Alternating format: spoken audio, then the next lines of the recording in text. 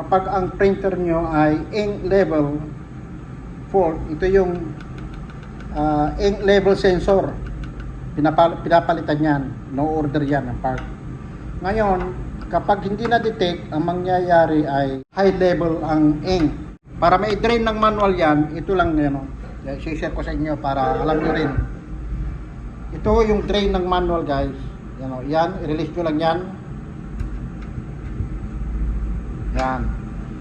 May lock yan, ibaba nyo yan, tapos hugutin nyo yung kwan, tanggalin nyo itong lock, ilagay nyo ganon, mag-drain kayo kahit half liter lang, konti lang. I-drain nyo, kahit kalahati lang nito, pwede na. Uli nyo na uli. Ay, ganon lang. So, kung nauli-uli, ibig sabihin, yung may problema nung, ito yung ink level sensor, ito sabihan yan. Right? Mauorderan niya, mapalitan. May dalawang screw lang dito sa likod, yan, saka dito. Okay? Ito yung solvent, saka yung ink. Alright, balik ko na yung part, guys.